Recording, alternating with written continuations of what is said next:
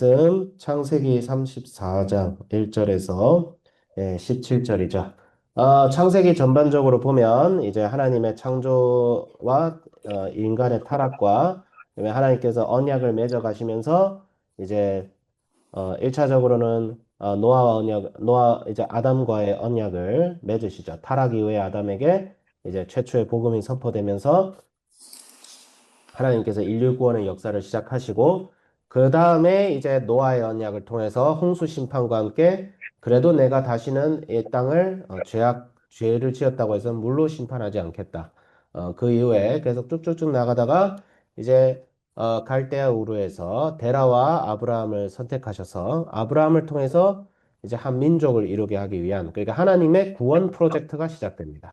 네, 그러니까 하나님의 구속사는 하나님의 구원 프로젝트가 어떻게 진행되고 있느냐. 이 프로젝트는 언제 실현이 되는 거예요? 예수님께서 십자가를 지시고 달리시고 우리 죄를 위하여 죽으시고 부활하셨을 때 그 프로젝트가 달성이 되고 이 프로젝트는 언제 완결이 돼요? 예수님이 다시 오셨을 때. 그래서 구약과 신약은 하나님의 인류의 대속과 구원과 회복을 위한 거대한 프로젝트이자 서사다라고 생각을 하면 돼요. 그럼 이 거대한 이야기 가운데서 지금 우리가 마주하고 있는 것은 지금 야곱의 이야기예요. 야곱의 이야기. 예. 그러니까 아브라함과 이삭과 야곱의 하나님이죠. 하나님께서 나중에 모세에게 나타나실 때도 아브라함의 하나님, 이삭의 하나님, 야곱의 하나님이 지금 너에게 말하노라라는 거예요. 그러니까 여기 하나님은 이제 히브리어로 아마 여기서는 뭐 엘로힘인가 뭐 이제 뭐 이렇게 나와 있을 거예요. 근데 하나님이 이 엘로힘이라는 건 원래 보통 명사예요. 그게 무슨 말이냐면 다른 신들을 가리킬 때도 엘로힘이란 말을 사실 씁니다. 바알을 가리킬 때도 엘로힘이란 말 써요. 그런데 나는 다른 엘로힘들과 다른 그 엘로힘이다라는 거죠. 아브라함과 하나님, 이삭의 하나님, 야곱의 하나님. 그러니까 이 엘로힘 그것은 뭐냐면 야곱의 하나님은 네가 그 당시 가나안에 퍼져 있던 수많은 신들 중에 한 명을 택해서 네가 믿는 것이 아니라 내가 이 천하 만물을 창조한 그 하나님이다.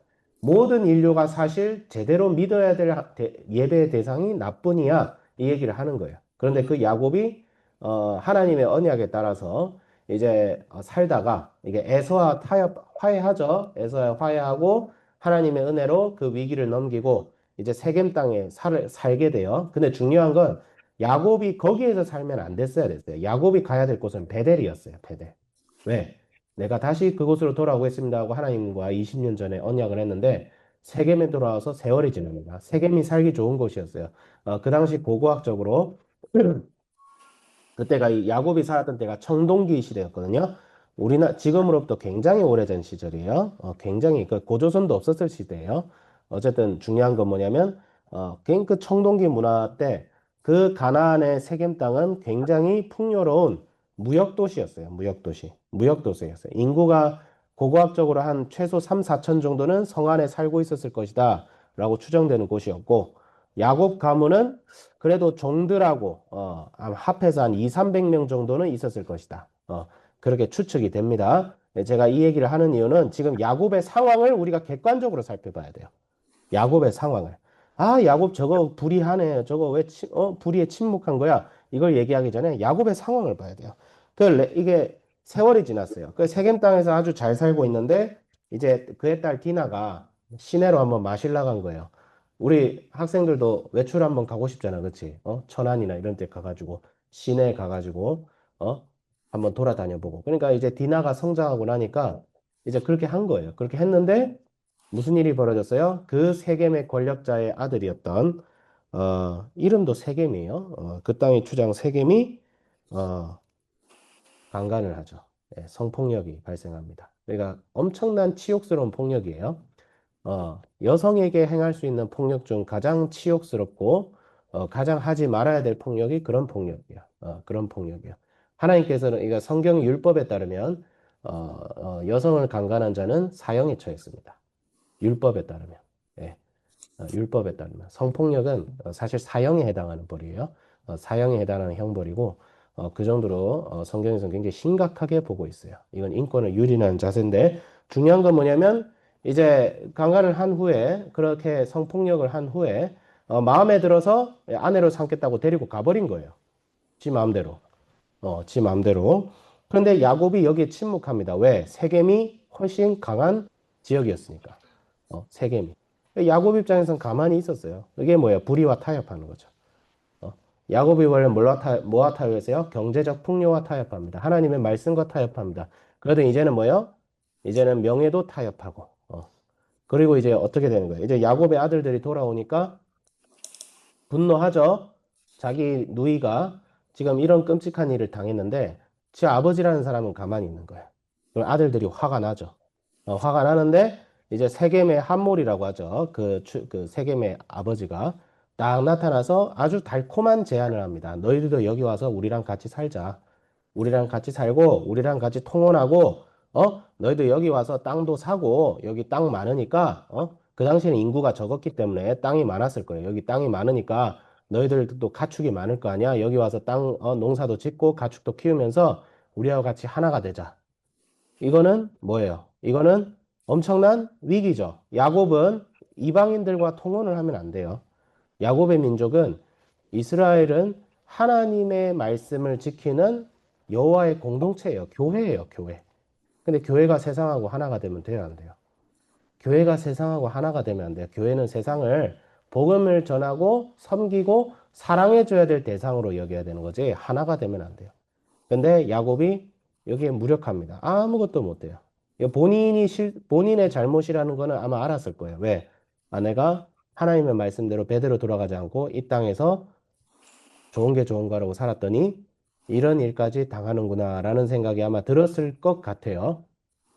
근데 이제 야곱이 무력한 상황에서 야곱의 아들들이 더 끔찍한 짓을 저지르는데 함몰과 그 세겜 족속들에게 속입니다. 뭐라고 속이냐면 야, 너희들이 할례를 받지 않아서 우리랑 하나가 될 수가 없어. 이렇게 얘기합니다. 근데 여러분 생각해 보세요. 여러분 할례 받는다고 하나님의 백성이 돼요? 여러분 예수님 안 믿어. 근데 이제 교회에서 예를 들어서 세례를 받아. 세례 받으면 하나님의 사람이 돼요? 애초에 그렇게 세례를 주면 안 돼요. 안 믿는 사람 그냥 자동적으로 세례 주는 것도 잘못됐어요, 사실. 세례는 명시적으로 예수님을 나의 주, 나의 하나님으로 고백하고 이제 하나님의 말씀대로 살겠습니다. 교회의 질서에 순응하겠습니다. 이렇게 고백하고 맹세한 사람에게만 세례를 줘야 돼요. 어, 그냥 어디 통과 의례처럼 세례를 주면 안 됩니다, 사실. 안 되는데, 할례도 마찬가지예요. 근데 이제 이 야곱의 아들들이, 물론 이제 저기 이방 애들을 속이려고 그런 말을 했지만, 속여도 안 되죠, 그걸 가지고. 할례를 가지고. 할례를 안 해서 그래. 그래서 어떤 일이 벌어졌어요? 할례라는 게 뭐예요? 남성의 생식기 끝에 표피를 자르는 작업이잖아요. 요즘은 수술 도구가 발달해서 마취도 하고, 그 다음에 수술 도구 이제 위생적으로 세척하지만 그 당시에 그게 어디 있어요? 그 당시엔 돌칼로 쨌는데. 그러면 수술을 받고 나면 남자들이 고통스러울까요? 안 고통스러울까요? 겁나 고통스러워요. 내 옆에 그 수술 받은 애 봤어요. 선생님 어렸을 때만 해도 남자애들 대부분 그런 수술을 했어요. 그런데 엄청 고통스러워요. 며칠 알아 눕습니다. 예. 그거를 기회를 삼아서 그랬더니 이 야곱의 두 아들이 딱 성읍으로 쳐들어오는 거죠. 아마 가솔들 몇 명을 데리고 갔을 거예요. 왜냐면 지들 혼자서 하기 어려우니까 그 성읍을 완전 진멸시킵니다. 남성들 다 죽이고 이거는 나중에 내일 나올 본문이지만 엄청 끔찍한 일이 벌어져요. 우리가 오늘날 받을 교훈은 그거예요. 타협하지 마라. 세상과 타협하면 안 된다. 세상과 타협하는 이유가 있어요. 근데 이걸 알아야 되는데 세상과 타협할 때는 다 이유가 있어요. 야곱도 이유가 있었어요. 왜? 열받는다고 저기 세겜에 들이박으면 자기 가문의 안전이 자기 가족들과 공동체의 안전이 확보가 안 되는 거예요. 말이 안 되잖아요. 들이박을 수가 없는 거예요. 그러니까 가만히 있었어요. 그러니까 야곱은 굉장히 현실적으로 행동한 건 맞아요. 야곱이. 근데 그게 하나님의 뜻인가? 그렇지가 않죠. 하나님의 뜻 아니잖아요. 음. 그렇다고 야곱의 아들들처럼 폭력으로 이거를 뒤집는다. 그것도 아니에요. 그러니까 타협은 뭐가 타협인 거예요? 경제적인 이유로 타협하고, 정치적인 이유로 타협하고, 사회적인 이유 때문에 타협하고. 그러니까 교회가 타협하고 어쩔 수 없다면서 타협하는 순간 뭐가 되는 거예요? 그리스도인과 교회는 복음의 능력을 상실합니다. 하나님의 말씀으로 이 세상을 섬기고 사랑하여서 이 세상이 감화감동되어서 예수님께 돌아오게 하는 것이 복음의 능력입니다. 근데 그 복음의 능력이 현실이라는 이유 앞에서 계속 타협해요. 어쩔 수 없다. 이거는 교회를 지키기 위해서다. 이거는 우리 가족들을 지키기 위해서야. 이게 다 우리 자녀들을 위해서야. 우리도 하나님 앞에서 해야지. 그렇게 온갖 현실적인 이유가 그 현실적인 이유들이 하나님의 말씀과 뜻에 대한 고려가 아니라 눈에 보이는 현실에 이유로 앞서기 시작하면 교회는 복음의 능력을 철저하게 상실하고 뭐가 되는 거예요? 그냥 종교 단체가 돼버립니다. 그러면 그 복음의 능력을 상실한 종교 단체는 복음의 향기를 잃어버렸기 때문에 세상 사람들이 그 교회를 보고 찾아올까요? 안 찾아옵니다. 무시당합니다. 맛을 잃은 소금은 땅 길바닥에 버려져서 주변 사람들에게 땅에 짓밟힐 뿐이니라 라고 예수님이 말씀하시죠. 말 잃은 소금은 오히려 세상에 짓밟힌다 합니다. 그래서 저는 이것을 보면서 항상 반성하는 것은 말씀을 전하는 자가 하나님의 말씀과 기준과 원칙보다 눈에 보이는 상황에 매몰되어서 거기에 타협하고 좋은 게 좋은 거라고 하는 순간 나는 종교쟁이가 되는 것이고 사꾼 목자가 되는 것이고 예수의 사람이 되는 게 아니라 신앙의 사람이 되는 것이 아니라 제가 기억나요. 신앙꾼이 되겠구나. 신앙꾼이 되겠구나. 예. 많은 사역자들이 사역을 잘 하다가 사역꾼이 됩니다. 예. 이런 이유 때문이죠. 그래서 야곱도 이렇게 면하지는 것 같아요. 사람이 연약하기 때문이죠. 그럴수록 예수님 앞에서 다시 우리가 회개하고 다시 우리가 재정비를 하고 내 삶 속에서 도대체 내가 무엇을 놓치고 있는지를 점검해보고 내 야곱은 이 사건 이후에 다시 한번 자기를 점검하고 다시 회복하는 역사는 일어납니다. 일어나고 하나님께서 그럴 수 있는 기회와 모멘트를 우리한테 다 주십니다. 예. 근데 이것을 좀 더 수월하게 할 수 있으면 참 좋겠다. 이런 끔찍한 일을 당하지 않았으면 좋겠다. 그런 생각도 들고, 그래서, 나부터 이렇게 깨어 있어야겠다. 말씀과 기도를 통해서 깨어 있고 세상과 타협하지 말고, 내가 때로는 지금 이 순간은 불의를 당하고, 내가 지금 이 순간은 어려움을 당하고, 내가 지금 이 순간은 손해를 보는 삶을 살지라도, 우리는 하나님이 우리에게 주신 하나님과 그분이 우리에게 주신 말씀을 믿는 믿음으로 나아갈 때, 하나님께서 하시는 일을 우리가 경험할 수 있겠다. 그걸 경험한 사람들이 신앙인이 되는 거죠, 사실. 그걸 경험했으니까 우리 믿음의 선조들이 예수 믿고 나아가자. 오직 예수, 오직 은혜, 오직 하나님께 영광을 외칠 수 있었던 것이다. 그렇게 나아갈 수 있는 그런 저희들이 되자라고 적용을 해보겠습니다. 기도하겠습니다. 거룩하신 하나님 아버지 감사합니다. 야곱의 딸 디나에게서는 이 끔찍한 일 배후에 우리의 영적인 연약함과 타협이 있음을 고백합니다.